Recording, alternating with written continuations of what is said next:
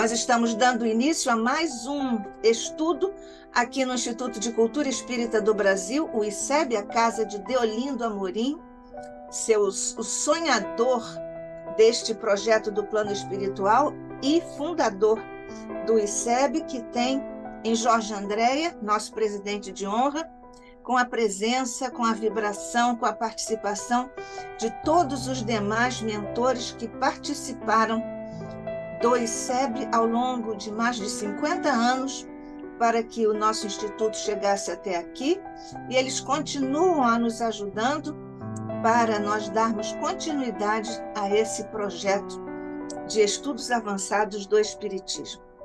Mestre querido, nesta hora, ao te rogarmos as bênçãos por sobre o Instituto, por sobre os nossos mentores, nossos anjos da guarda, rogando-te, Jesus, permissão para também pedirmos que o manto de Maria faça descer por sobre o Instituto e todos nós que aqui estamos em ambos os planos de existência para estudarmos o teu Evangelho e a doutrina espírita, mas rogamos-te, Mestre, corações unidos neste instante, que faças descer o manto de tua resiliência, de teu amor, de tua compaixão, por sobre todos os cantos e recantos conflagrados no planeta que diriges tão amorosamente.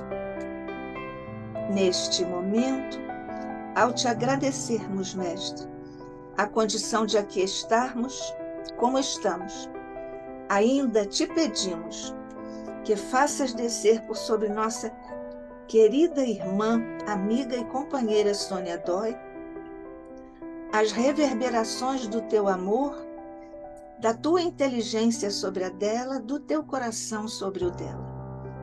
E guarda-nos a todos, Mestre querido, sob tua paz e tua luz, hoje e sempre, sob a graça de nosso Pai. Assim seja.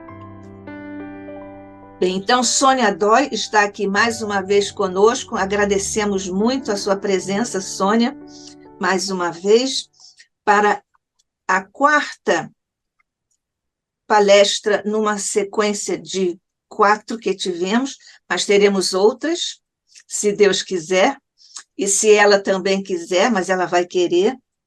Então, Sônia Dói, médica endocrinologista, formada pela USP, a Universidade de São Paulo, é PhD, portanto, ela tem doutorado em biologia celular.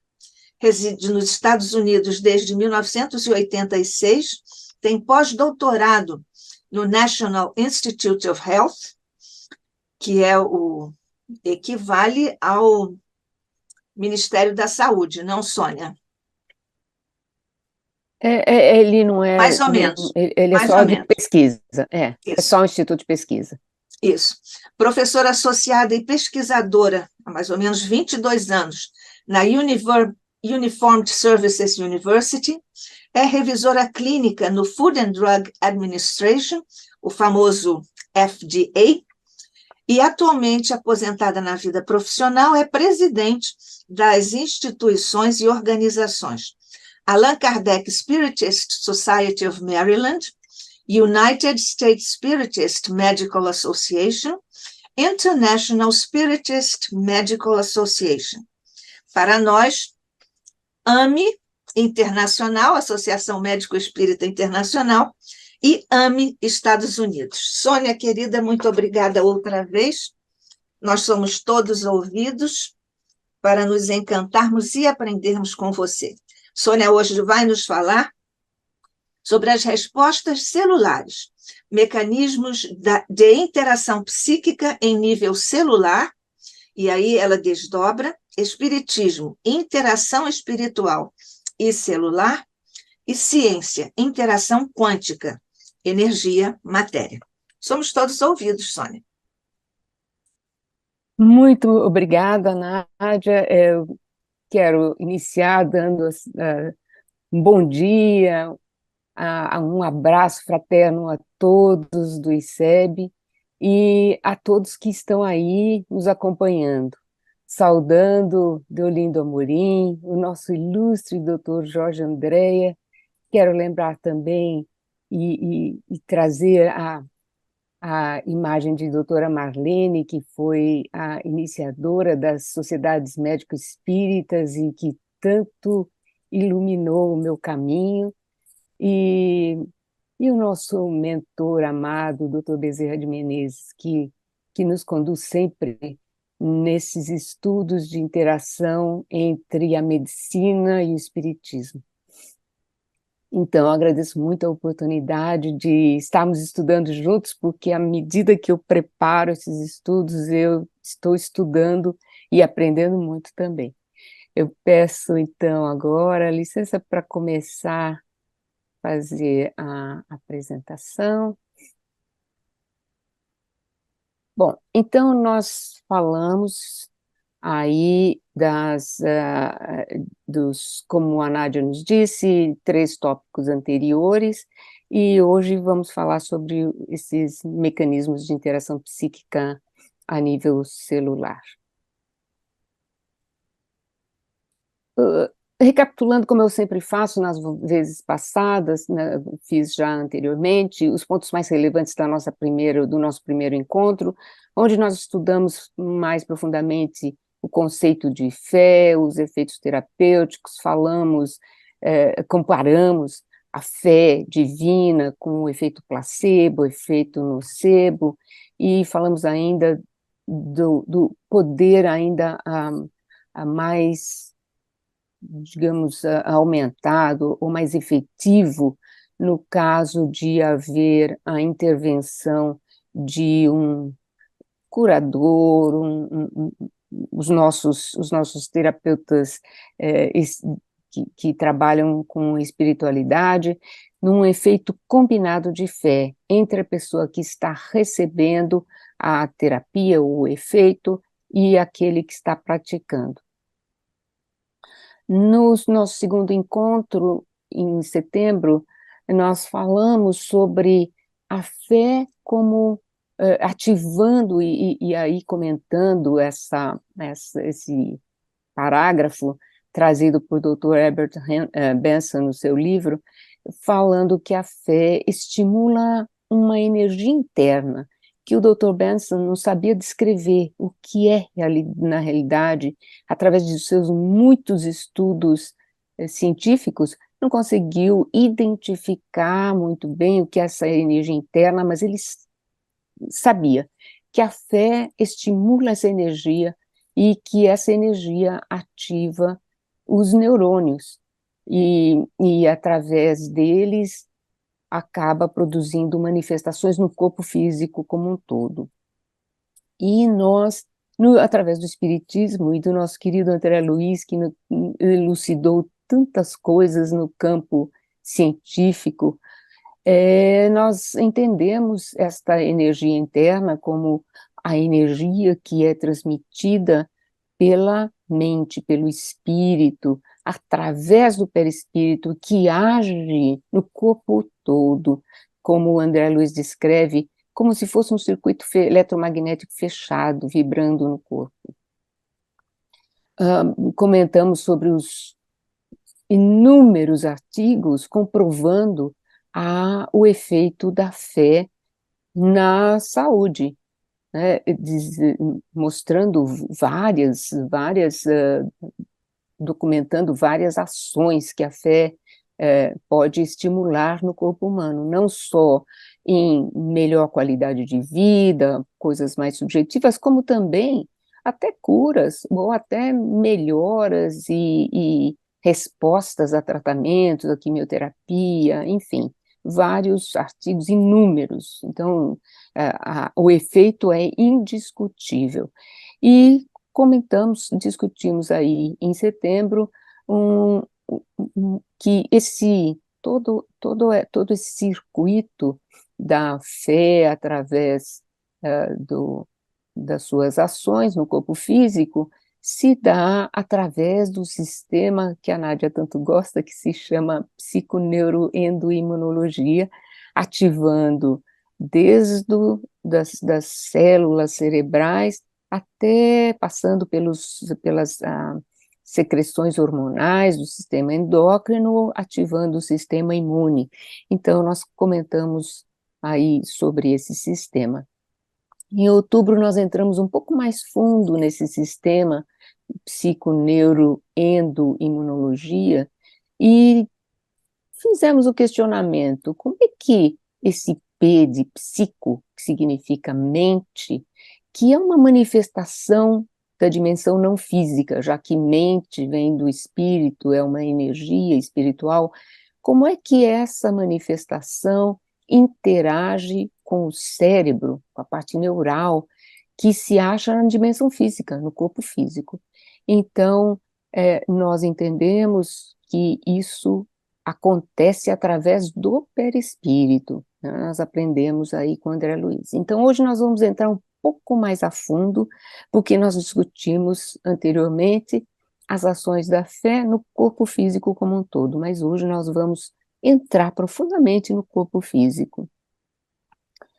E nós sabemos, então, aprendemos, né, que com André Luiz e em vários livros, que a parte inteligente do corpo é a mente, ou seja, a mente é uma manifestação do espírito, e que esta força mental, esta inteligência, comanda o corpo físico através do perispírito, e o perispírito, como nós já discutimos, é matéria, uma matéria muito mais sutil do que a matéria do nosso corpo físico, diferente na sua forma, e que nós não entendemos muito profundamente ainda, mas que essa parte inteligente da mente interage com a matéria, e essa interação é numa forma energia-matéria, e esta interação energia-matéria, atualmente, na física moderna,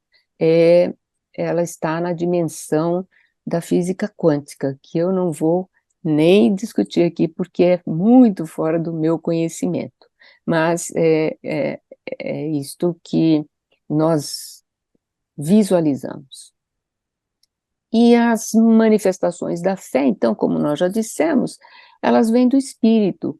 A fé é como se fosse um sentimento, se manifesta através dos nossos sentimentos, do nosso pensamento, e através do perispírito se manifesta no corpo físico. Então, como nós já dissemos, é uma manifestação energética. E o corpo físico é capaz de não só captar energia, como responder a estímulos de energia. E é aí que nós vamos entrar mais profundamente hoje.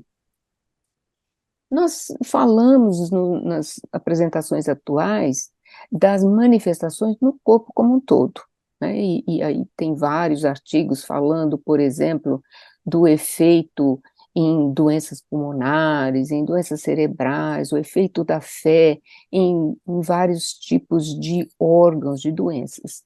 E o nosso corpo humano tem vários órgãos, e eu coloquei uma figurinha aí só para exemplificar, para nós lembrarmos, né, que o nosso corpo é bastante complexo, e mais complexo ainda, se nós olharmos o corpo físico através da anatomia, da biologia, e vemos que cada órgão é formado por o corpo humano todo é formado por trilhões de células. Cada órgão é formado por células que têm uma estrutura semelhante, mas diferem nas suas funções. Cada célula é como se fosse uma casinha. As casas todas são semelhantes no sentido geral. Todas têm um chão, têm um teto, têm uma parede, janelas, portas, o sistema elétrico, o sistema hidráulico, mas elas são de tamanhos diferentes, a disposição é diferente, assim são as células. Cada uma, e aí tem umas figurinhas só para a gente ter uma visualização, né, uma ideia de imagem de cada órgão e como as suas células são diferentes umas das outras, apesar de ter uma estrutura básica semelhante. Desses trilhões de células, 100 bilhões estão no neurônio. Então, imaginem a quantidade de células, de interações que nós temos. E esse sistema, esta energia produzida pela fé, vai atuar nas diferentes células e começando pelas células do cérebro.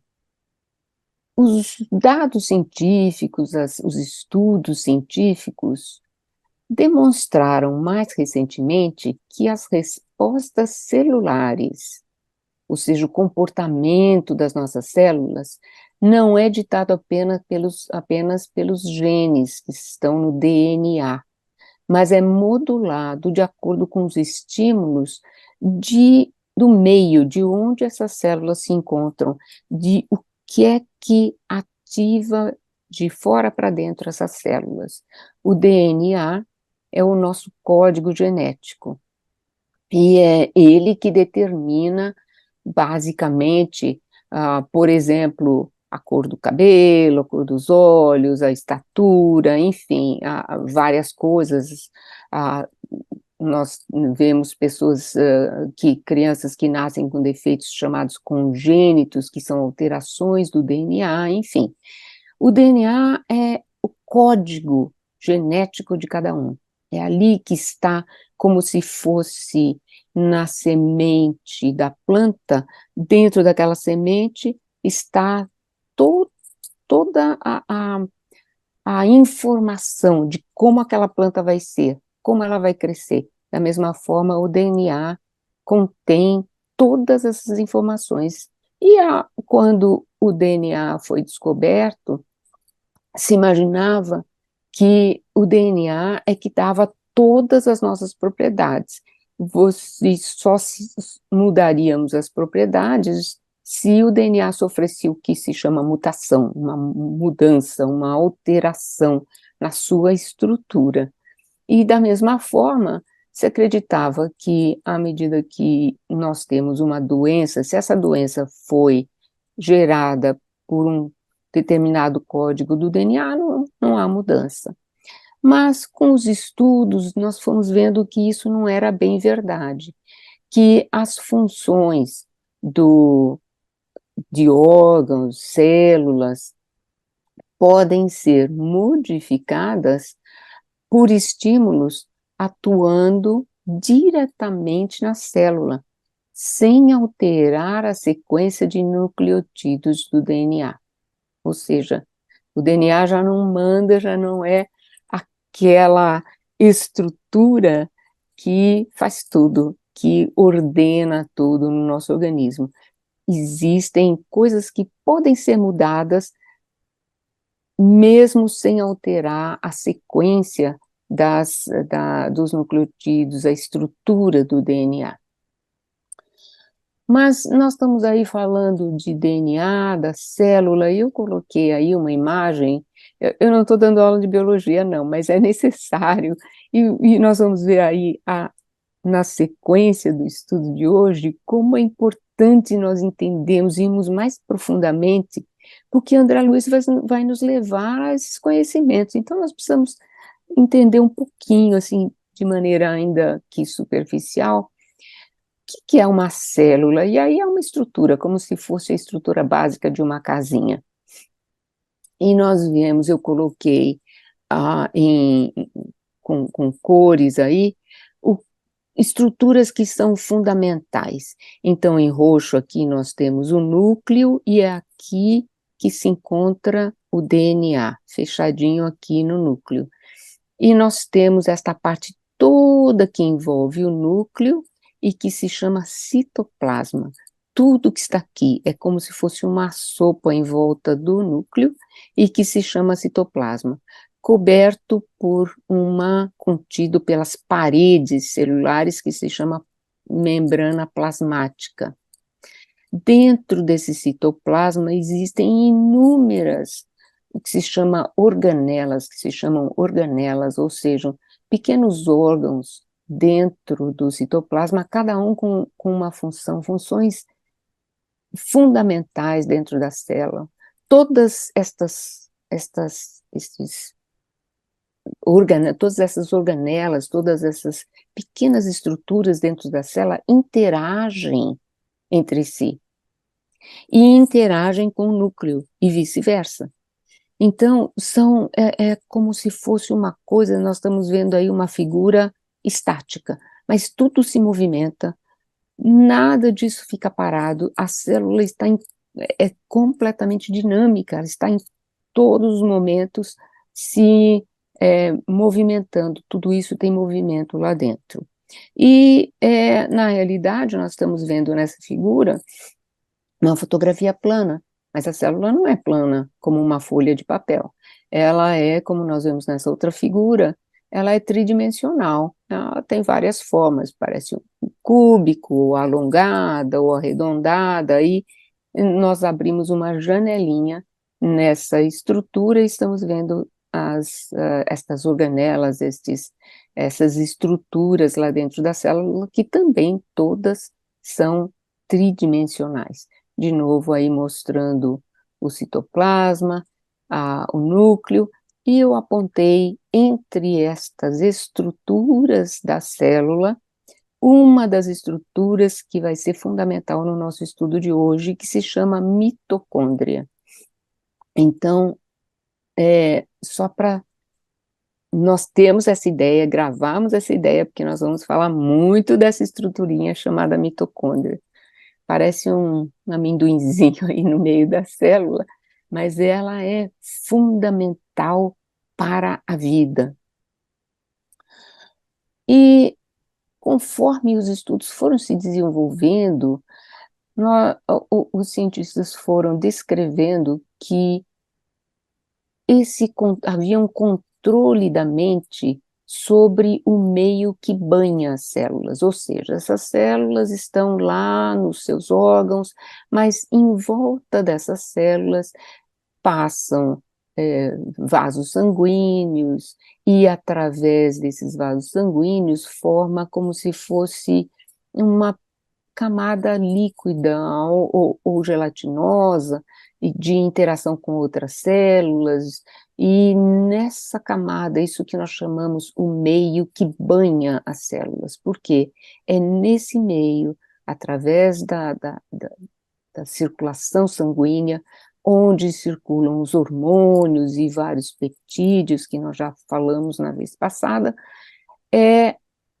são esses os fatores que vão interagir diretamente com as células. E nós vemos nessa figurinha aí, no lado esquerdo, uma célula, isso é um exemplo bem esquemático, mas é uma célula chamada célula secretora, que está produzindo hormônios ou peptídeos. Esta poderia ser uma célula lá da hipófise, enfim, ou de alguma glândula, produzindo hormônios, nessas figurinhas roxinhas. Esses hormônios vão circular, etc., e vão agir em outras células de outro órgão, onde quer que ele esteja, que o sangue circula no corpo todo. E esta outra célula, nós podemos ter células diferentes, células que vão interagir com esse hormônio e células que não vão interagir com esse hormônio. Então, nós chamamos de células-alvo, target cells, ou células que não são células-alvo. As células-alvo têm o que nós chamamos de receptores para determinados hormônios. Elas podem ter receptores para um e não ter receptores para outro, enfim, elas são bem definidas. E na medida que este hormônio interagiu, foi reconhecido pelo receptor de uma célula-alvo, ele vai gerar nessa célula uma série de reações internas dentro do citoplasma da célula, e as reações no citoplasma podem interagir com o núcleo. Na célula que não responde, nada vai ocorrer. Então, esse é o sistema de interação receptor e hormônio ou peptídeo. E isto modifica, então, a função da célula. Ela pode ser ativada, e aí nessa figura nós vemos um pouco mais detalhado. O receptor, então, um hormônio agindo aqui no receptor, ele acaba produzindo uma série de reações que também interagem com o núcleo, e aí o núcleo vai responder e vai liberar um, um outro fator chamado RNA, e este RNA vai induzir a formação de proteínas. Então, toda esta cadeia que veio lá de fora, que interagiu através desse líquido, desse meio que banha a célula, acabou fazendo com que essa célula produza uma nova proteína. Dependendo do estímulo que vem daqui, que nesse caso é um hormônio, nós vamos ver que há outros estímulos, essa proteína pode ser a mesma que a célula sempre produz, então ela pode produzir em maior ou menor quantidade, ou pode até produzir uma proteína diferente do que ela normalmente produz. Então, nós vemos que estes hormônios podem atuar na célula, mudando a sua função, os seus produtos. E nós lembramos aí, na vez passada, nós falamos desse sistema hipotálamo, hipófise e também a pineal, que é o fulcro de a ação do espírito, né, onde o espírito realmente interage através do centro de força coronário,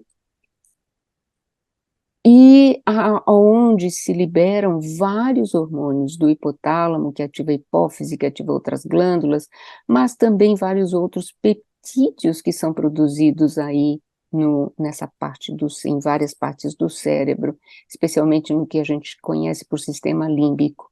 E os cientistas, através de vários estudos, viram que determinados hormônios produzem uma sensação de bem-estar, de alegria, de tranquilidade, até de redução de dor. E alguns chamam de hormônios da felicidade. Aqui, às vezes, nós chamamos de happy pill, a pilulinha da felicidade. A dopamina, oxitocina, a serotonina, as endorfinas muito importantes, estimuladas quando a gente tem dor. Não sei se alguém já teve experiência num acidente, num ferimento. Eu já tive uma vez um acidente de carro, e no momento do acidente eu tive vários cortes no rosto com o choque, e eu não sentia absolutamente nenhuma dor, estava completamente anestesiada. Só depois de algumas horas eu comecei a sentir dor. Isto porque, no momento do choque, do estresse, nós liberamos uma quantidades enormes de endorfina, e a endorfina é como se fosse um anestésico.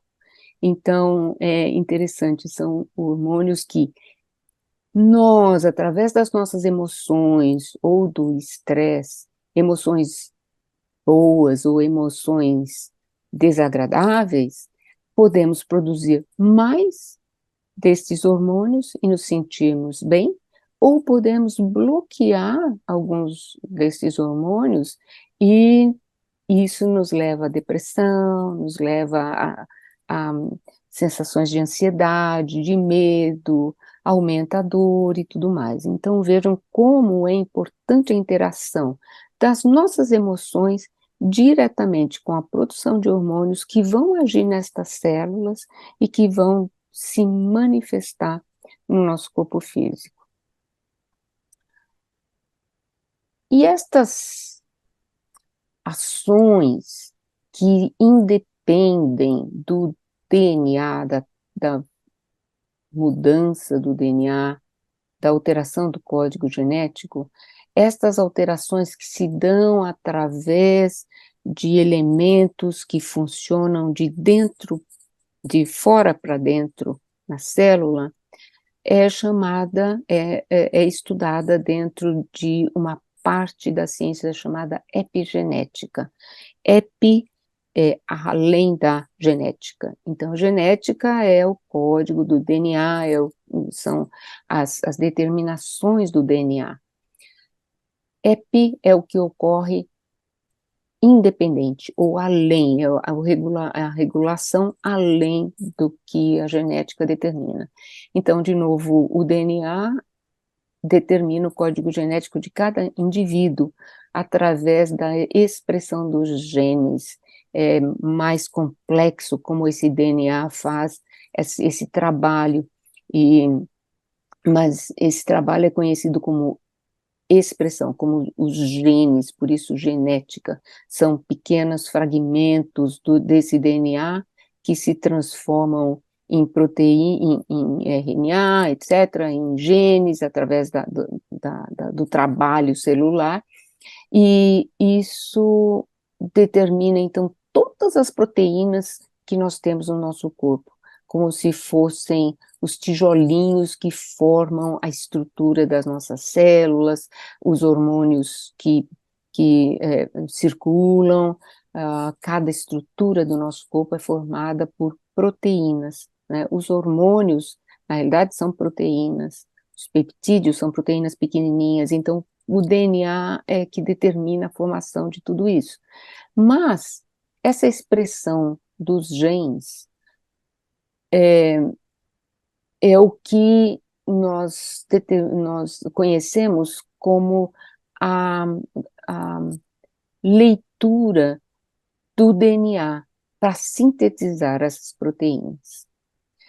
Na epigenética, na realidade, o estudo dos hábitos e de fatores ambientais que modificam a forma de como os genes são lidos. Isso é reversível, ou seja, fatores, hábitos que podem modificar a forma como o DNA é lido e forma as proteínas, é algo reversível.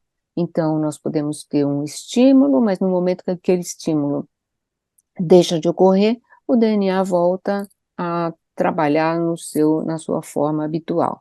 Então, eu fiz aqui um desenhinho só para nós entendermos. Imaginemos que o DNA é um chip eletrônico que a gente coloca numa maquininha que vai fazer a leitura e vai, então, transformar esse DNA em proteína. Esse processo é muito mais complexo, mas aqui só para a gente ter um entendimento. Então, vai formar uma proteína, e aí em cores, os tijolinhos de cada proteína formou um determinado tipo de proteína. Mas, às vezes, com um estímulo externo, vamos supor, muito calor, ou muito frio, ou estresse, isto pode alterar o funcionamento dessa maquininha e a expressão gênica vai mudar e a proteína que vai se formar é um pouco diferente da proteína habitual que aquela maquininha fazia. Então, isso só para dar uma ideia muito, muito superficial desse processo chamado epigenética. Então, na epigenética, os comportamentos e fatores ambientais modificam a regulação dos genes, sem modificar o código genético. E aqui alguns exemplos de fatores benéficos, ou seja, fatores que podem modificar para o bem, para coisas melhores, podem melhorar a oportunidade de aprendizado, que são emocionais, né? Exercício, boa nutrição, suporte emocional, experiências positivas, tudo isso vai fazer com que aqueles hormônios lá da felicidade, né, do bem-estar, aumentem, e aí vão modificar as células na sua função para coisas boas, mas existem os fatores danosos, negativos, do ponto de vista externo, radiação, toxinas, poluição. Se ouve muito atualmente falar sobre os fatores da poluição alterando os mecanismos do nosso corpo físico, fumo, álcool, drogas, obesidade, má nutrição, estresse, experiências negativas. Então, nós vemos que os fatores podem ser fatores fáceis de medir, né? Toxinas,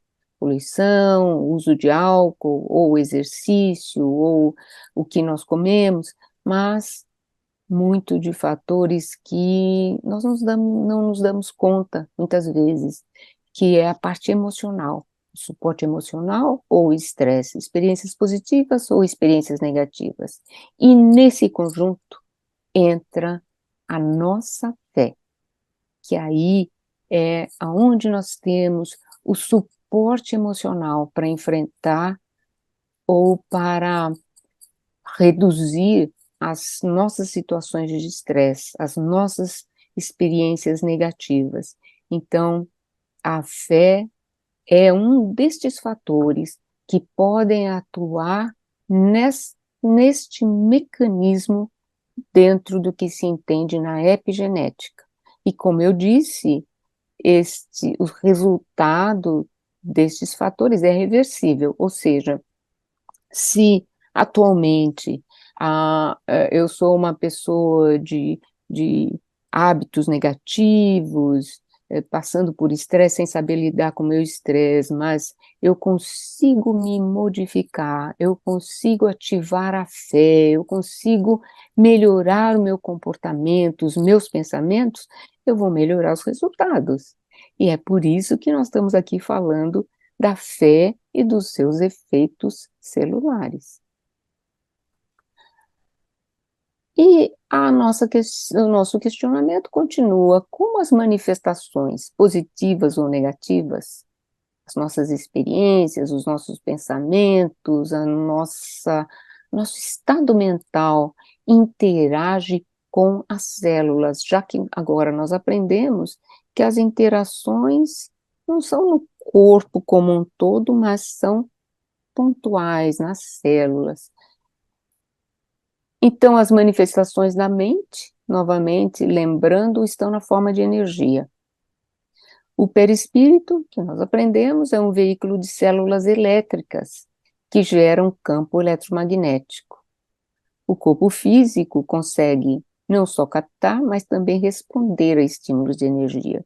Eu quero lembrar que nosso corpo físico, cada célula, ela tem também um potencial elétrico. E isso é tanto verdade que quando nós vamos lá no cardiologista, normalmente nós temos como uma das avaliações do nosso coração o eletrocardiograma, ou seja, é um registro de como o nosso sistema cardíaco está trabalhando, mas é um registro elétrico, de como o circuito elétrico está fazendo aquelas células funcionarem. E tem um traçado que é normal, e quando ele está normal, aí então nós já vemos que existe algo errado no coração. Da mesma forma, nós temos um registro do potencial elétrico do nosso cérebro, que muda se nós estivermos alertas, acordados, fazendo alguma atividade, ou se estivermos dormindo, ou se estivermos em transe, enfim, ou se tivermos uma doença cerebral, mental. Então, nós temos atividade elétrica no nosso corpo físico. Mas André Luiz nos fala que o perispírito tem as células do perispírito, elas funcionam muito nesta área energética, fazendo então uma interação muito interessante. E além do coração, além do sistema nervoso, cada célula tem também o seu potencial energético, que é através de trocas bioquímicas, e nós não vamos entrar nisso hoje. E quando se fala em interação energia-matéria, muitas pessoas, incluindo cientistas, têm ficam meio tá, desconfortáveis, porque como é que a energia vai interagir, como é que a mente fora do cérebro, se eu identificar, se eu entender a mente como estando fora do cérebro físico, fora do organismo físico, como é que ela vai interagir com o organismo? Então, por isso que muitos cientistas colocam a mente como parte do sistema físico, porque senão fica um pouco difícil para explicar, já que não conseguem identificar o espírito. Mas é muito óbvio que existe uma interação energia-matéria. E nós vemos isso através de vários exemplos. Nós temos aí como exemplos de campos eletromagnéticos, micro-ondas, ondas de rádio, espectro de luz, o visível, o invisível, infravermelho, ultravioleta, raio-x, raio-gama, enfim, uma infinidade de formas de campos eletromagnéticos conhecidos. E nós sabemos que existe uma interação, por exemplo, as ondas de rádio, de televisão, que se transmitem de uma central para os nossos aparelhos, que são físicos, né? Então, se transmitem. O que nós estamos fazendo agora, nesse momento, eu estou aqui longe de vocês, mas vocês estão vendo aí as imagens, ouvindo minha voz e tudo mais. Isso tudo através de um sistema de campos eletromagnéticos que se difundem. Nós conseguimos controlar matéria até a distância através destas energias, né? Conseguimos controlar um robozinho lá em Marte através desta energia. Mas aí vocês podem dizer, mas é porque o rádio, televisão, esse robozinho lá em Marte, eles têm determinados dispositivos que são reconhecidos e captam essa energia, mas como é no corpo físico? E nós sabemos, temos aí um exemplo muito conhecido de interação energia-matéria no corpo físico, quando nós nos lembramos dos tratamentos de radioterapia. Quando nós fazemos o tratamento de determinadas doenças cancerosas com raios gama, com radioterapia. Então, são campos eletromagnéticos, radiação, que nós não vemos, são energias que interagem com as células cancerosas.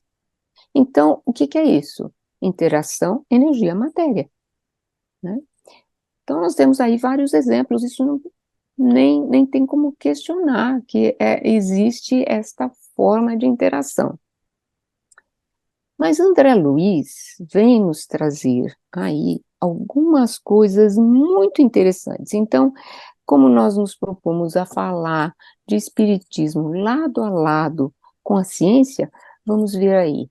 No livro Evolução em Dois Mundos, lá numa parte do livro onde ele fala de automatismo celular, ele diz: a inteligência, que é o espírito, influenciando o citoplasma, que é, no fundo, o elemento intersticial de vinculação das forças fisiopsicossomáticas, obriga as células ao trabalho de que necessita para expressar-se, e vocês podem ler todo o parágrafo. Mas o que é importante aqui? Primeiro, ele está falando que a inteligência, ou seja, o espírito, influencia o citoplasma, e foi por isso que eu tive que mostrar o que é o citoplasma da célula. Influencia o citoplasma. Ele não fala em DNA, que é, no fundo, o elemento intersticial, ou seja, intermediário, de vinculação das forças fisiopsicossomáticas, das forças psico, mente, corpo. É o elemento de interação, de vinculação, o elemento que, que, que absorve as forças mentais na forma física. Então, ele começou a introduzir aí a interação com a célula a nível de citoplasma.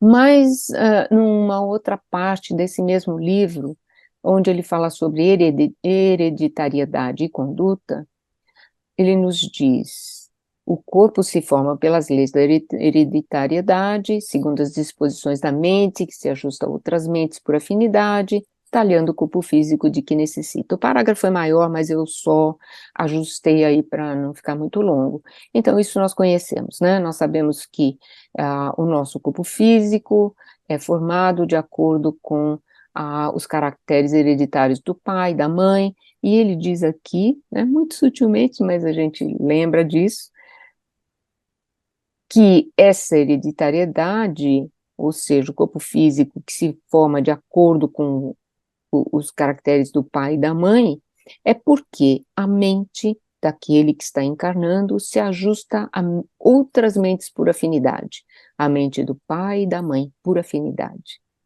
ou por necessidade, talhando o corpo físico que necessita. E nós aprendemos isso é, em, em, em outro livro de André Luiz, que nos fala sobre Sigismundo, né, e detalha todo Missionários da Luz, detalha toda esse trabalho dos mentores espirituais, ajustando as mentes do reencarnante com as mentes do pai, etc., para que o DNA do, do corpo físico, daquele ser reencarnante, esteja ajustado para formar o corpo que ele precisa. Então, isso aí é a parte espiritual que nós já conhecemos. Não lhe sendo possível alterar o plano de serviço que mereceu ou de que foi incumbido, ou seja, foi determinado, ajustado, que é esse o corpo que ele precisa, como não lhe é possível alterar esse plano de trabalho, de serviço, essa estrutura do DNA, pela própria conduta, feliz ou infeliz, o ser, o espírito, pode acentuar ou alterar ou atenuar a programação de sua trajetória através dos bióforos ou unidades de força psicossomática que atuam no citoplasma, projetando sobre as células e, consequentemente, sobre o corpo, os estados da mente, enobrecendo ou agravando a própria situação. E continua aí a lição. Então, foi determinado o corpo, o ser reencarnante não pode mais mexer, uma vez que foi determinado, está ali se formando, ou já está formado, nós não podemos atuar diretamente no nosso DNA para mudar.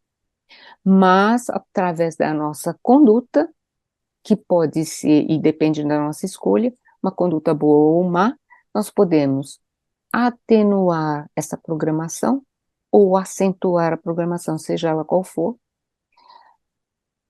e aí é o efeito epigenético, e isso é algo que nós não conseguimos detectar ainda, através dos bióforos. O que são esses bióforos? Nós ainda não temos ideia. André Luiz, eu preciso fazer um curso com André Luiz lá em cima para entender muito melhor, mas ele chama de bióforos, ou unidades de força psicossomática, ou seja, dando-nos a entender que esta energia que faz a mudança da função celular que atua no citoplasma para fazer a mudança são unidades de força. Isso soa muito a favor das teorias quânticas. São unidades de força que vão atuando no citoplasma da célula através dos nossos estados mentais, feliz ou infeliz, fazendo com que aí se produzam hormônios ou substâncias favoráveis ou desfavoráveis, modificando então toda a situação do nosso organismo. Mais à frente, no mesmo livro, Veja, livro eu sempre coloco a data aí para nós termos a noção, né? Esses conhecimentos estão saindo agora, mas André Luiz já escreveu isso, Chico Xavier escreveu isso em 1958. Em Acumulações de Energia Espiritual, ele vem nos dar ainda uma profundidade maior para esses conhecimentos. E nos diz, por intermédio das mitocôndrias, lembra da figurinha que eu mostrei? Que podem ser consideradas acumulações de energia espiritual em forma de grânulos, assegurando a atividade celular, a mente transmite ao corpo físico, que se ajusta durante a encarnação, todos os seus estados felizes ou infelizes, equilibrando ou conturbando o ciclo de causa e efeito das forças por ela liberadas nos processos endotérmicos mantenedores da biossíntese. Bom, aí é mais complexo esse palavreado, né? Processos endotérmicos são processos que requerem energia e para manter a biossíntese, para manter todo o processo de formação, produção de proteínas e tudo mais. Mas o que é importante aí? Que ele fala novamente que ele fala das mitocôndrias como sendo no citoplasma. No início ele falava o espírito, a mente atua no citoplasma, mas agora ele foi mais direto na organela, na estrutura intracelular, que é a receptora desta energia psicossomática. E ele nos diz que estas mitocôndrias podem ser consideradas acumulações de energia espiritual. Então vamos voltar aí à figurinha que eu mostrei lá no início, mostrando essas estruturas chamadas mitocôndrias, e obviamente elas estão no citoplasma das células. Do ponto de vista biológico, elas são consideradas o dínamo das células, a fonte de energia celular. Elas produzem energia que sustenta a vida. Sem estas estruturas, não há vida, porque elas produzem biologicamente energia para a célula, para manter as células. Então, tem células que têm menos, dependendo da função, ou mais estruturazinhas desse tipo, mitocôndrias. Dependendo da sua função, pode ter mais ou menos. Por exemplo, as células do fígado podem ter cerca de 2.000 mitocôndrias dentro do citoplasma, cada célula. Porque a célula do fígado trabalha muito, produz muitas proteínas, toda o metabolismo de lipídios, de carboidratos, enfim. Então, ela precisa muito de energia, e ela tem muito dessas mitocôndrias. Da mesma forma, a célula cerebral, uma quantidade imensa, ou a célula muscular, né? Então, dependendo da função, precisamos de mais energia. E essas mitocôndrias, elas têm o seu próprio DNA, elas se duplicam, ou elas, dependendo da necessidade, elas podem aumentar, reduzir, enfim, elas são muito dinâmicas. E esse trabalho científico, existem trabalhos desde 2021, mais recentes, que falam mais da mitocôndria, mas desde 2015, este grupo liderado pelo Dr. Pickard, em Nova York, começou a estudar as mitocôndrias como sendo moduladoras do sistema neuroendócrino e de outros processos inflamatórios, etc., em resposta ao estresse agudo. Este trabalho, entre os outros, é importante pelas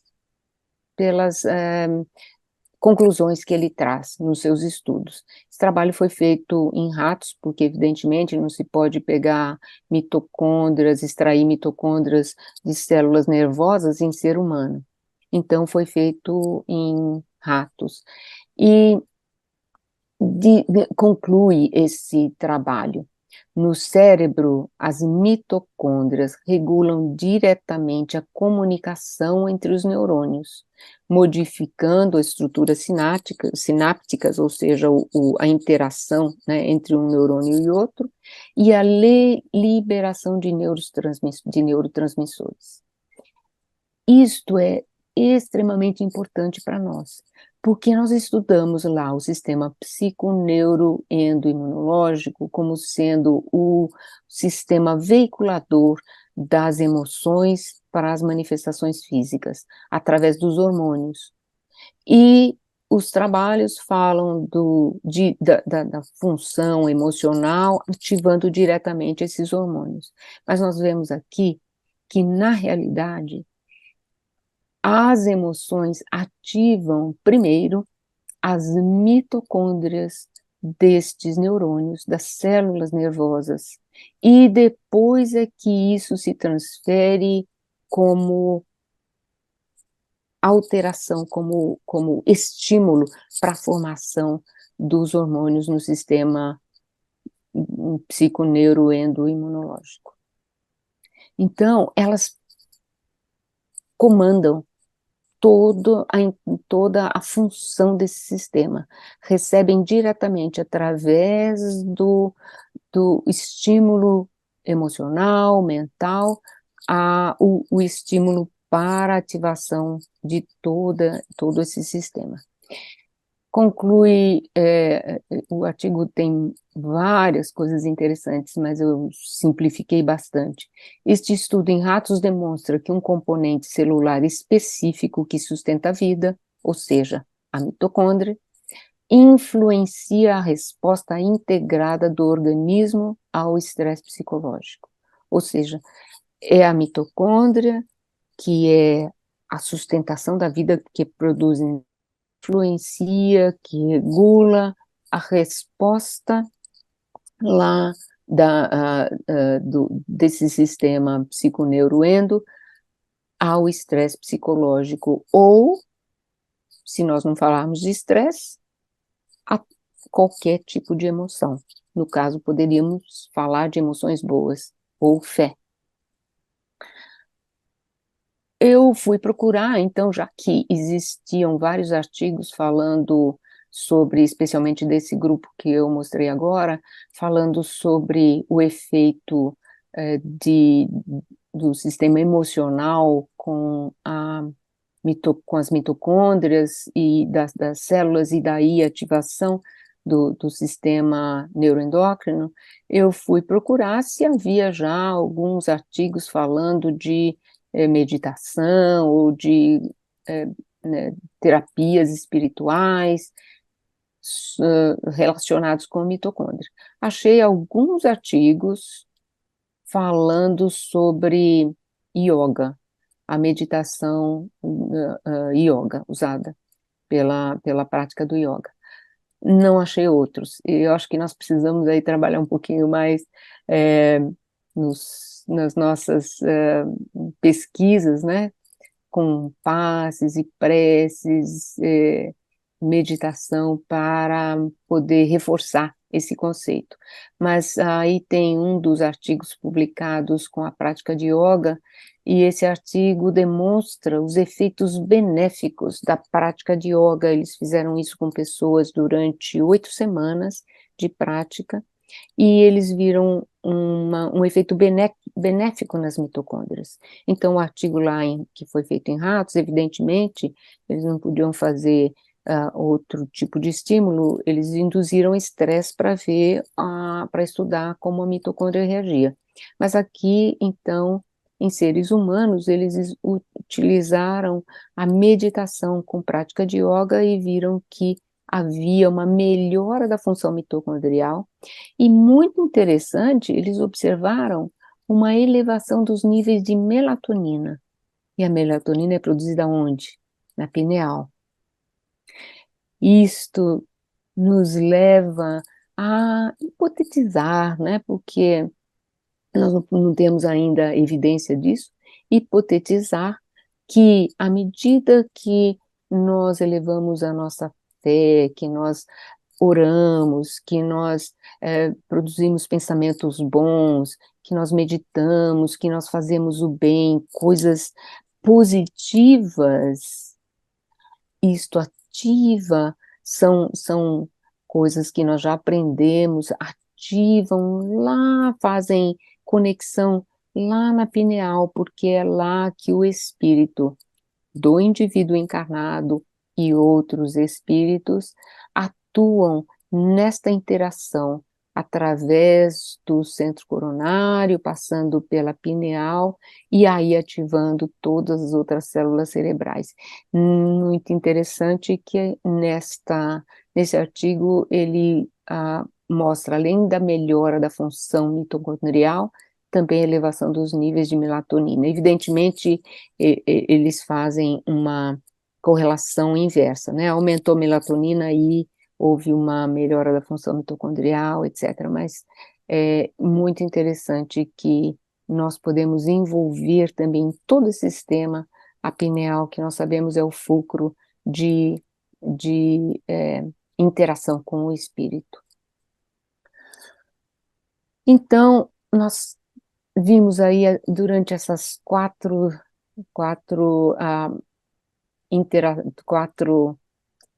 conversas com vocês, como que a espiritualidade, a fé, a oração, a meditação, os bons pensamentos podem nos levar a um melhor estado de saúde, podem nos auxiliar a controlar as funções do nosso organismo. Evidentemente, nós sabemos que quando nós temos doenças que são causadas pelos nossos maus hábitos, mas temos aquelas que são kármicas, que são as que nós precisamos para curar a nossa própria alma. Mas nós podemos também, com as nossas atitudes, modificar ou atenuar estes processos. E a fé, através de todos esses sistemas que nós estudamos ao longo destas quatro interações, quatro conversas, realmente modificar as funções das células do nosso organismo. Então, a fé pode e deve ser usada como complemento dos tratamentos convencionais. Nós não podemos nos limitar a utilizar só a espiritualidade e deixar os tratamentos médicos, porque nós ainda temos o corpo físico. O corpo físico ainda precisa dos tratamentos convencionais médicos, mas nós podemos associar a nossa fé, a espiritualidade com os tratamentos convencionais. E eu termino aqui com um parágrafo que está no livro A Biologia da Crença, de Bruce Lipton, porque eu achei muito interessante um cientista colocar esta afirmação: somos feitos à imagem de Deus e precisamos colocar o espírito de volta na equação, se quisermos melhorar nossa saúde física e mental.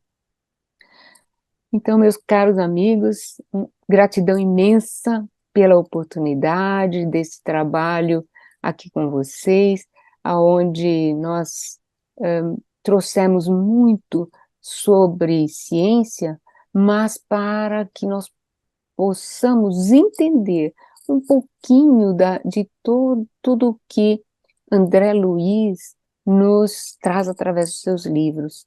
Coisas que muitas vezes é difícil quando nós lemos o livro, sem esses entendimentos da ciência, às vezes é muito difícil para podermos entender profundamente ou assimilar. Então, algo que a ciência contribui para que nós possamos entender um pouquinho melhor. Muito, muito obrigada. Muito, muito obrigada. Muito obrigada. Muito obrigada. Lhe diz também o ICEB. Eu lhe digo, e o ICEB também lhe diz, Sônia Dói, por mais um precioso estudo sobre a sua área de dedicação absoluta à ciência associada ao conhecimento da ciência espírita. Deus te abençoe, te cubra sempre de bênçãos na vida pessoal, na sua vida profissional e agora principalmente, porque você está aposentada, na sua dedicação à AME internacional e nacional nos Estados Unidos. Obrigada, Sônia. Nós temos aqui umas participações. Vou começar com a do Carlos Nascimento, nosso bravo editor visual. Ele diz assim: então, podemos dizer que existe uma ligação muito íntima entre a pineal e as mitocôndrias nesse acúmulo de energia espiritual? Hein, Sônia? Sim, eu digo, a pineal tem lá suas células que produzem melatonina e outros hormônios, e como célula, ela também tem uma quantidade enorme de mitocôndrias, porque a pineal está dentro do cérebro. Ela tem uma quantidade enorme de mitocôndrias. E como a pineal é considerada o fulcro de ligação com o espírito, eu posso inferir, porque nós não temos ainda a confirmação do mundo espiritual, mas eu posso inferir que esse estímulo, esta interação do espírito se dá através de ativação da função mitocondrial, iniciando na pineal e depois se difunde para outras células do organismo. Sabendo que a pineal também é parte daquele sistema PNEI, psiconeuroendoimune. Então, eu concordo com essa pergunta, que é uma espécie de uma afirmação dentro da pergunta, né, Sônia? É uma hipótese, né? Foi buscando a tua confirmação. Lá no YouTube nós temos vários companheiros, agradecemos a todos que estão no YouTube, mas também que estão aqui no plano espiritual junto conosco, os nossos irmãos em ambos os planos de existência estudando conosco, mas no YouTube temos a Veridiana Tinoco, está nos cumprimentando, bom dia a todos e gratidão pelo estudo. A Veridiana vem de São Gonçalo, no Rio de Janeiro. Um abraço, Veridiana. Fabiano Nunes, seu colega médico, viu, Sônia? Que vai encerrar a programação do ICEB agora em dezembro. Bom dia, professora Nádia do Couto Vale, bom dia, professora Sônia, bom dia, Carlão. Um abraço forte para toda a família ICEB. Agradecemos, retribuímos, Fabiano. E ele ainda diz: congratulações pelo excelente estudo. Deus prossiga guiando, inspirando e protegendo nossa professora Sônia. Então, vamos lá. Obrigada, Fabiano. Ô, Sônia, quando você falou de uma certa insensibilidade no corpo físico, como consequência da fé, da confiança em Deus, enfim, nesse plano, é o caso de nós lembrarmos, pelo menos eu lembrei, dos ferimentos na guerra, quando os soldados dizem que feridos não sentem nada, eles continuam lutando. Eles dizem isso, né? E também os yogis andam tranquilamente sobre as brasas. Isso é esse efeito? O efeito, basicamente, de não sentir a dor, né, nos ferimentos e, como eu comentei também, em acidentes, é por causa, pelo menos até o que se sabe agora, especialmente das endorfinas. As endorfinas liberadas num extremo estresse, elas como que anestesiam a dor, elas diminuem a dor física. Então, eu acredito que no caso dos ferimentos em guerra, é isso que acontece, é liberação enorme das endorfinas. No caso de acidentes, a mesma coisa. E em relação à fé, são liberados vários hormônios, entre eles a endorfina, né? E no caso dos yogis que caminham sobre as brasas, pregos, etc., e a explicação deles é essa, é uma confiança, é aquela fé confiança É humana. que humana que eles têm, que não vai sentir que o corpo resiste e tudo mais.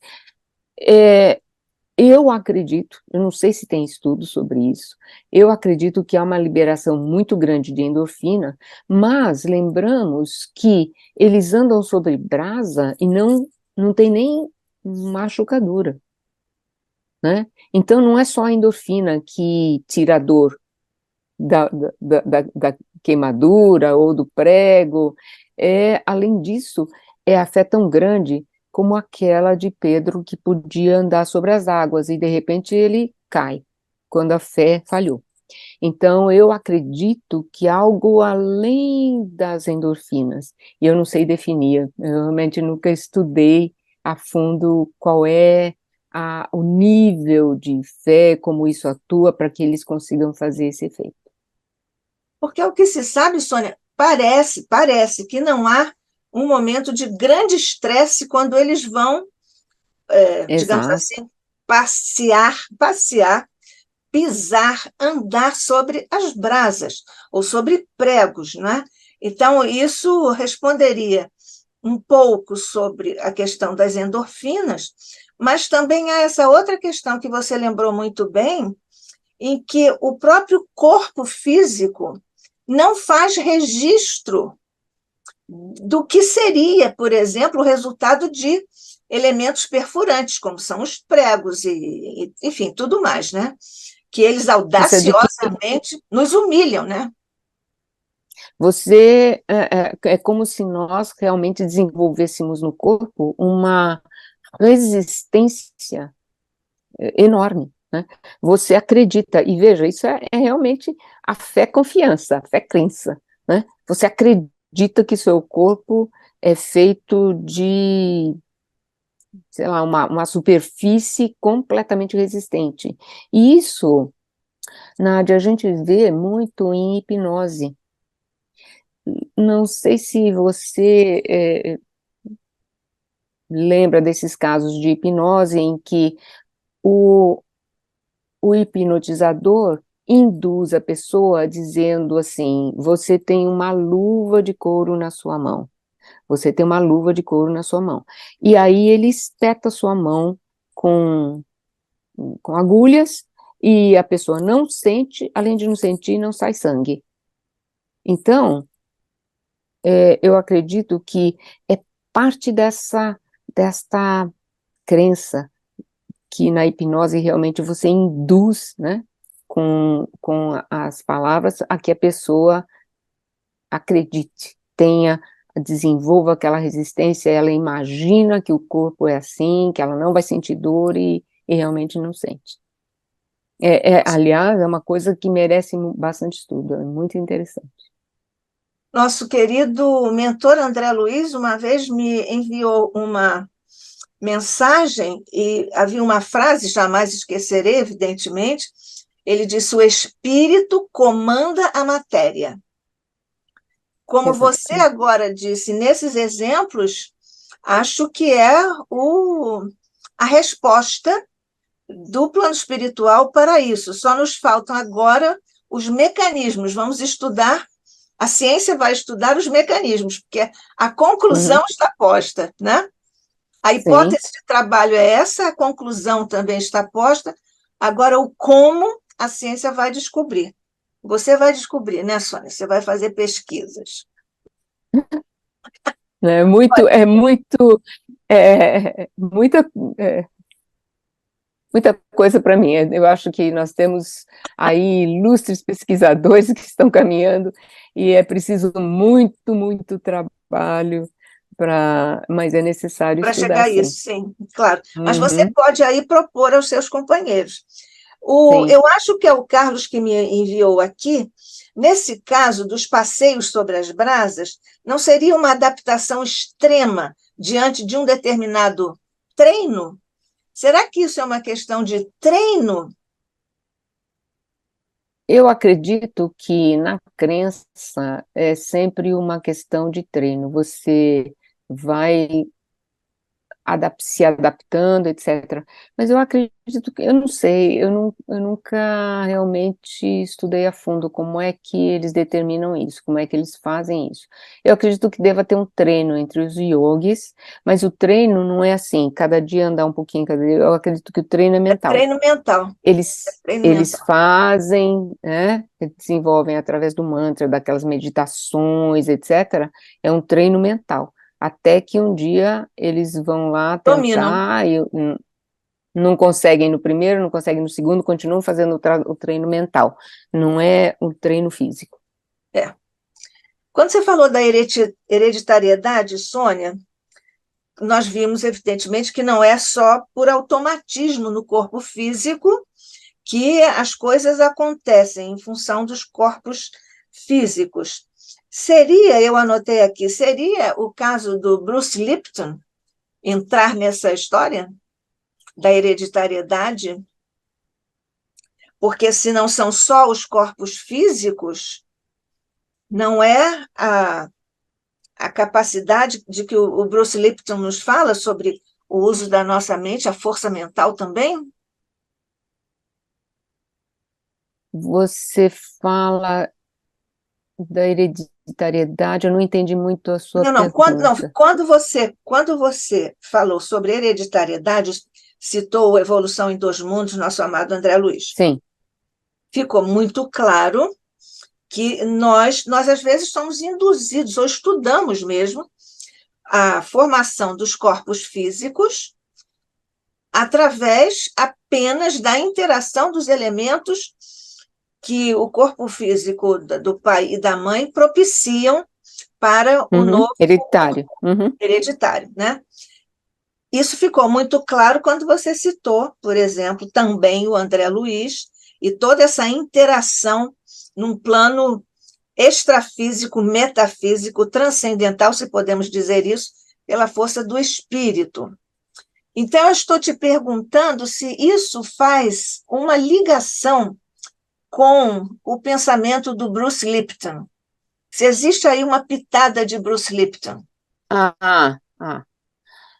Assim, o que nós conhecemos e o que eu falei sobre hereditariedade e todas essas, nós sabemos, do ponto de vista científico apenas, as Sim, pessoas acreditam que a hereditariedade, assim, depende do pai, da mãe e acabou, não é? Nós, espíritas, sabemos que o nível é muito mais complexo do que isso, que através dos mentores e do próprio espírito reencarnante, tudo isso é estudado, mapeado, antes mesmo de escolher o pai, de escolher a mãe, os genes do pai e da mãe lá, o óvulo, o espermatozoide são direcionados, qual é o espermatozoide que tem os elementos genéticos para aquele corpo físico, enfim, nós sabemos, aprendemos tudo isso lá em Missionários da Luz, um dos livros. Mas Bruce Lipton nos fala sobre a atuação do nosso pensamento nas células e de como isso modifica. E isso é o que a ciência, e mesmo Bruce Lipton fala, da influência da epigenética sobre o DNA. Então, não é só a hereditariedade do DNA que determina as funções do corpo. Você tem aquele corpo, você tem aquelas funções, você tem aquela tendência, vamos supor, a desenvolver uma doença ou não, você tem uma predisposição a desenvolver uma doença, e a pessoa nasceu com aquela predisposição por causa do DNA, mas essa predisposição pode ser que ela seja embotada porque a pessoa desenvolveu hábitos saudáveis, porque a pessoa desenvolveu fé, pensamentos bons, etc. Então, ela nasceu com uma hereditariedade, com uma tendência a desenvolver, digamos, diabetes, e nunca desenvolveu, porque ela manteve a epigenética, tomou conta disso e segurou para que isso não se desenvolvesse. Por outro lado, uma pessoa que tem essa tendência genética, através dos seus pensamentos, atitudes e hábitos maus, pode fazer com que o diabetes, que poderia se manifestar lá depois dos 50, 60 anos, se manifeste muito mais cedo. Então, é aí que Bruce Lipton fala, o pensamento atua diretamente nas células, atua diretamente através desses fatores, que é a epigenética, e ele coloca aí a fé, porque a fé faz parte do nosso pensamento, pode direcionar as nossas emoções para que nós não desenvolvamos estas doenças ou estas predisposições. E é interessante quando a gente fala de fé, nós lembrarmos que são a nossa fé nos ensina, especialmente agora voltando para o Espiritismo, que é uma fé raciocinada, não é só aquela fé onde nós vamos fazer oração todo dia, mas é uma fé que nos ensina a moral, né? A moral de Cristo, que nos ensina a ter uma boa atitude, que nos ensina a termos resignação com os dificuldades da vida, com tudo e qualquer coisa que possa nos acontecer, resignação, aceitação. Essa é a fé. Então, não é só a oração, mas a fé cria em nós uma fé positiva, uma fé que nós entendemos por que nós estamos aqui, o que nós estamos passando, nos modifica os hábitos, né? E o espírita, a proposta espírita é essa, é a nossa mudança interna, é a nossa transformação moral. E isso é que nos leva a um caminho melhor e essas modificações das respostas celulares. Então, nós podemos ter uma doença, mas se nós não tivéssemos essa fé, essa doença não poderia ser muito pior? Isso agora nos Bruce, suscita. Sim, termine, por favor. Bruce Lipton lembra, eu acho aquela frase que ele coloca lá no fim, ele admite o espírito, né? Então ele diz, nós precisamos colocar o espírito de volta aí nessa equação para nós nos lembrarmos que é o espírito que comanda. Então a fé é importante por causa disso, né? E eu achei isso muito importante vindo de um cientista, de uma pessoa que estudou muito a biologia celular. Eu fiquei agora pensando, Sônia, nessas reflexões, porque o Bruce Lipton, ele formulou cientificamente essa relação. Mas lá em André Luiz, em Missionários da Luz, há aquela descrição excepcional de como aqueles espíritos altissimamente qualificados promovem, desenham os nossos mapas cromossomiais. Isso.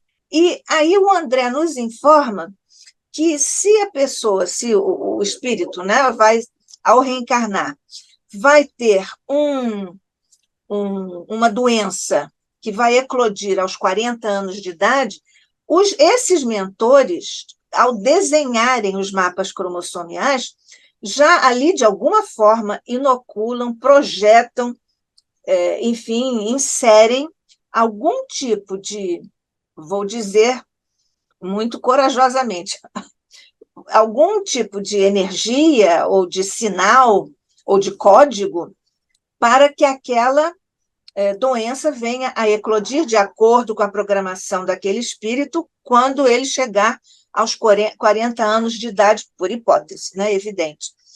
Então, agora fica essa questão, fica uma espécie de um hiatozinho aí. Como é o Bruce Lipton?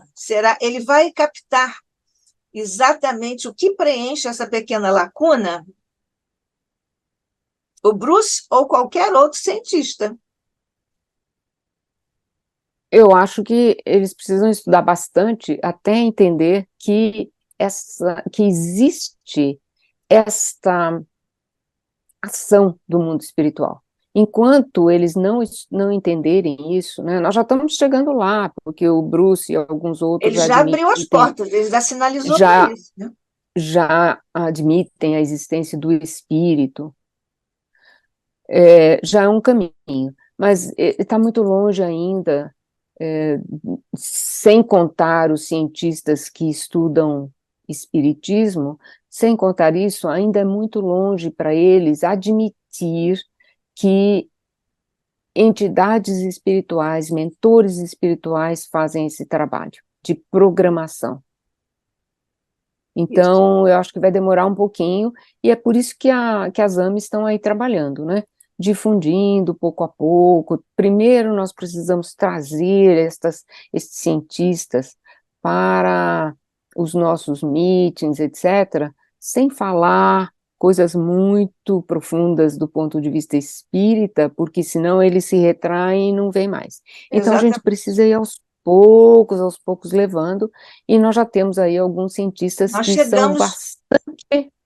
bastante afins, sem ser espíritas ainda, já estão aceitando muito as coisas que nós falamos. Então, eu tenho aqui uma cientista canadense, uma médica canadense, que já leu André Luiz, que adora as nossas explicações do ponto de vista espírita.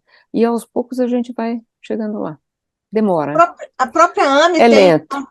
a própria AME tem contribuído imensamente para isso, né, Sônia? Para que as É o pessoas se papel, pensam, né? É o objetivo mesmo, e o objetivo da AME. que a doutora Marlene Nobre captou por inspiração. Mandar um beijo para a doutora Marlene Nobre daqui, ela vai receber, os nossos amigos espirituais Sem vão dúvida. encaminhar com nossa gratidão à doutora Marlene Nobre. Eu entendi aqui que foi a Dalva Mussi que fez aquela pergunta sobre os passeios, ela chamou passeios sobre as brasas, sobre uma adaptação Uhum. extrema diante de um determinado treino, e ela volta a nos falar. Gratidão à doutora Sônia Dói, aula maravilhosa, que belas fotos, Deus a abençoe. Ela está aqui com o Aldemir Mussi Obrigada. também, mandamos, não foi ela não, ela disse que não foi ela, não foi ela, mas aqui, quem quer que tenha sido, obrigada pela participação. Não sei se você tem agora um compromisso logo após, eu imagino que sim, Tenho mas vou sim. te fazer duas questõezinhas rápidas. Como é que foi medida, ou foram medidos os efeitos da prática yoga em humanos? Porque antes você disse que isso tinha sido feito somente em ratos. Depois você mencionou o efeito de meditação na mitocôndria e tal, tal. Como é que isso foi medido em humanos? E só dizer o seguinte: o que são doenças mitocondriais? As doenças ficam sediadas na Hum. mitocôndria? Que pergunta complexa, Nádia. Bom, primeiro, Está à altura da minha interlocutora. eles mediram existem várias formas bioquímicas de medir a função da mitocôndria. Então, foi assim que eles mediram, através de reações químicas laboratoriais e alguns fatores que medem a função da mitocôndria. A mitocôndria, ela é muito complexa. Além do seu DNA, ela dentro dela é como se fosse uma uma máquina funcionando o tempo todo, aonde ela capta determinados elementos, lá dentro tem uma troca bioquímica, uma alteração desses elementos, são várias reações bioquímicas que ocorrem lá dentro, e lá dentro desta estrutura, forma-se e a André Luiz fala isso, forma-se um elemento chamado adenosina trifosfato, ATP. Muita gente conhece, já ouviu falar sobre ATP. O ATP é a unidade de energia que entra em outras reações bioquímicas, em outras células, para formar energia. se nós precisamos mover um músculo, nós precisamos de muito ATP.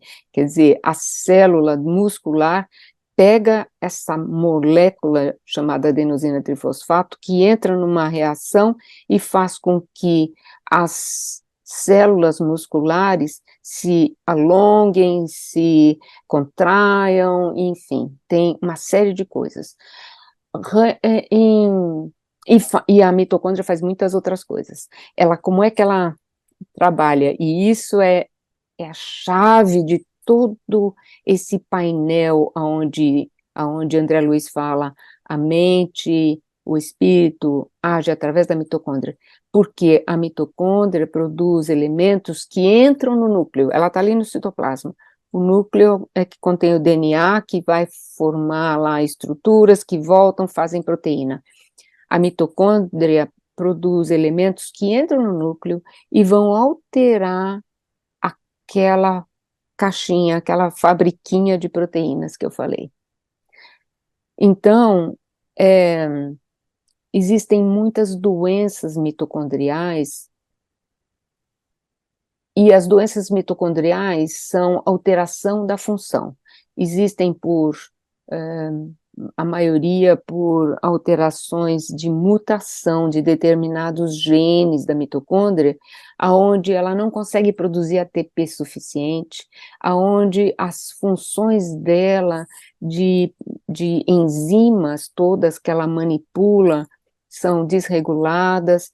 Então, eu disse, a mitocôndria é fundamental para a vida. Se ela não conseguir produzir ATP, não existe energia no nosso organismo, nas células, nós não temos vida. Então, existem doenças onde tem uma diminuição de função, diminuição de energia das mitocôndrias, de produção de energia, então as pessoas não conseguem, são adinâmicas, não conseguem se mover, se mexer, vários problemas muito, muito difíceis de resolver. E alguns são incompatíveis com a vida. Então, existem disfunções de formação enzimática, de produção, de metabolismo de carboidrato, enfim, são várias alterações que podem ocorrer. Isso. Você respondeu, porque eu já ia te perguntar também como é que essa disfunção na intimidade mitocôndrica, como é que essa disfunção se torna manifesta em doenças, digamos assim, captáveis, identificáveis pelos médicos, não é isso? Numa consulta normal, né? Mas você já disse. Exato. Você já disse. Algumas pessoas que têm uma diminuição de energia, de função, etc., existem já descritos, né? Então, os médicos, no momento que eles não conseguem encontrar outras coisas, porque é muito rara, essas disfunções mitocondriais são raras, mas no momento que eles não conseguem encontrar uma outra alteração, o estudo da mitocôndria para realmente verificar, e às vezes se descobre isso. E, evidentemente, a descoberta, normalmente, quando tem essas disfunções, é na idade ainda muito jovem, né? Porque, já que ela existe, ela vai existir e vai se manifestar muito cedo. Muito cedo. Só para completar, a pesquisa sobre a meditação com mitocôndria, essa relação, foi feita com aqueles fios, com eletrodos ou não? É assim que se investiga a mitocôndria? Com os eletrodos e tudo? Não, né? Não. Por isso que, não, os eletrodos, eles medem a eletricidade. Como a função dos circuitos elétricos está sendo, qual é a função do circuito elétrico. Da mesma forma que os eletricistas medem lá a energia, né, na nossa rede elétrica. Então, o eletroencefalograma, ele mede, então a gente vê, eu tinha até colocado uma figura, esqueci de incorporar aqui na apresentação. Ele mede aqueles picos, né? Aquelas ondas. Então, essas são as ondas de emissão altas e baixas, às vezes tem umas bem pequenininhas, das células. Como é que as células estão funcionando? Elas estão vibrando, vamos colocar em termos de vibração, elas estão vibrando em ondas altas, em ondas baixas, etc. Isso mede a vibração elétrica, a função elétrica do cérebro. Mas as mitocôndrias estão lá dentro das células. Então, naquele trabalho que eu mostrei, eu disse foi feito em ratos, porque eles induziram estresse nos ratos e coletaram partes do cérebro para extrair as mitocôndrias da célula, né, para tirar as mitocôndrias da célula, e aí as mitocôndrias são estudadas. Então, é um processo bastante, não dá para fazer com o humano, porque a gente não consegue, não vai tirar lá, né, pedaço do cérebro humano, a não ser que seja uma biópsia, num caso extremo. Mas eu acredito que em futuro próximo, e eu já estava aqui conversando com uma colega que é especialista em mitocôndria, num futuro próximo nós podemos talvez encontrar uma outra forma de medir a atividade mitocondrial no cérebro. Sônia, eu estou No cérebro quase tentada a fazer aqui no ICEB quase que um congresso, pelo menos uma mesa redonda sobre essa deusa mitocôndria. Olha, seria interessante, mas é bastante complexo, porque você precisa de... Nós temos muitas informações espíritas, mas nós precisamos de especialistas. Eu conheço uma grande especialista aí no Brasil, que aliás está na minha casa hoje, ela vai embora hoje. É mesmo? Então, beijo nela. Assim, é uma grande especialista, mas são estudos que ainda estão se fazendo, e a gente precisaria de pessoas, além desta pessoa que eu conheço e que desenvolve muitas pesquisas, até no sistema nervoso com mitocôndrias, nós precisaríamos de pessoas de alto nível e que não falam português. Não tem importância, nós traduzimos, não tem nenhuma importância. Você pode também chamar essa médica canadense, que você disse que é especialista em biologia celular. Nós vamos... Não, ela não é, ela é psiquiatra. Ela é psiquiatra. Tá bom, também pode falar sobre mitocôndria. Então, Sônia, muito obrigada. Deixa eu ver se mais alguma participação está aqui conosco.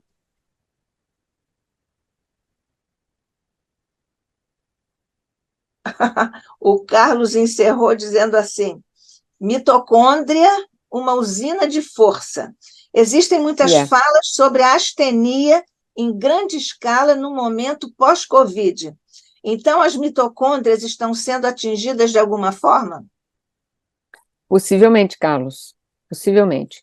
A astenia tem aí agora tem estudos feitos aqui no NIH sobre a síndrome pós-Covid, né? A síndrome pós-Covid que dá aquela astenia duradoura, que a pessoa fica com fraqueza por muito tempo, enfim, várias coisas. E alguns dos trabalhos publicados já mostrou que existe um baixo nível de cortisol nessas pessoas. Então, nós sabemos que o cortisol é produzido pela adrenal, que é comandado pela hipófise, né, naquele sistema PNEI, e nós acabamos de discutir aqui que a mitocôndria, lá nas células cerebrais, absorve as energias, etc., que vai comandar todo o sistema e acabar em produção de cortisol. Então, quem sabe essas pessoas que tiveram Covid acabaram tendo uma disfunção cerebral, uma alteração que espero seja transitória das mitocôndrias. Aí, caso aberto para pesquisa. Então, bom, com mais este encerramento tão esclarecedor, porque foi a tônica de todo este nosso encontro e dos 4 encontros que tivemos, agradecendo o SEB muito agradecido a você, Sônia Dói, eu também particularmente, rogando a Deus, a Jesus, a Maria, aos mentores espirituais, a Bezerra de Menezes, a André Luiz, que são espíritos muito próximos dos teus estudos, que todos façam descer por sobre, ó Jesus, ó Maria, todos possam fazer descer sobre nossa querida Sônia Dói as bênçãos, a alegria do conhecimento, a alegria divina que vem em Jesus do teu Evangelho, por sobre o coração e a mente de nossa querida irmã, amiga, companheira Sônia Dói. Que ela possa continuar nessa missão, na divulgação do que está entranhado no subtexto de teu Evangelho e que ainda está a ser descoberto nas linhas e entrelinhas da magistral codificação de nosso querido codificador Allan Kardec. Paz e luz, Jesus, a nossa querida Sônia Dói. A todos nós que desejamos estudar e aplicar o teu Evangelho e a codificação de nosso querido Allan Kardec. Por sobre todos os nossos irmãos, em todos os quadrantes da terra, que tão amorosamente diriges, Jesus, possam receber nesta hora as vibrações de solidariedade que enviamos a todos os nossos irmãos e que possam todos eles receber neste instante também, Jesus, as luzes, as vibrações e as energias de tua mente, de teu coração e de tuas mãos. Que assim seja, hoje e sempre, sob a graça de nosso Pai.